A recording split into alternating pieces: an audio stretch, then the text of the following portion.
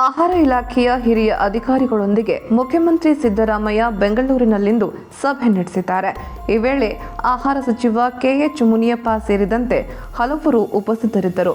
ಬಳಿಕ ಮುಖ್ಯಮಂತ್ರಿ ಸಿದ್ದರಾಮಯ್ಯ ಮಾತನಾಡುತ್ತಾ ಅನ್ನಭಾಗ್ಯ ಯೋಜನೆಯಡಿ ಹೆಚ್ಚುವರಿಯಾಗಿ 5 ಕೆಜಿ ಅಕ್ಕಿ ಬದಲು ಇಂದಿರಾ ಆಹಾರ ಕಿಟ್ ವಿತರಿಸಲು ಈಗಾಗಲೇ ಸಚಿವ ಸಂಪುಟದಲ್ಲಿ ನಿರ್ಧರಿಸಲಾಗಿದೆ. ಆ ಯೋಜನೆಯನ್ನು ಯಶಸ್ವಿಯಾಗಿ ಅನುಷ್ಠಾನಗೊಳಿಸಬೇಕಾಗಿದೆ. ಈ ಯೋಜನೆಯಡಿ ಕುಟುಂಬದ ಸದಸ್ಯರ ಸಂಖ್ಯೆಗೆ ಅನುಗುಣವಾಗಿ 5 ಕೆಜಿ ಅಕ್ಕಿಗೆ ಬದಲಾಗಿ ತೊಗರಿಬೇಳೆ, ಸೂರ್ಯಕಾಂತಿ ಎಣ್ಣೆ, ಸಕ್ಕರೆ, ಉಪ್ಪು ನೀಡಲಾಗುವುದು ಎಂದರು. ಪ್ರತಿ ತಿಂಗಳು ಪ್ರಸ್ತುತ 1,25,00,000ಕ್ಕೂ ಅಧಿಕ ಆಹಾರ ಕಿಟ್ಗಳ ಅಗತ್ಯವಿದ್ದು, ಅದಕ್ಕಾಗಿ ಪ್ರತಿ ತಿಂಗಳು 446 ಕೋಟಿ ರೂಪಾಯಿ ಅಗತ್ಯವಿದೆ.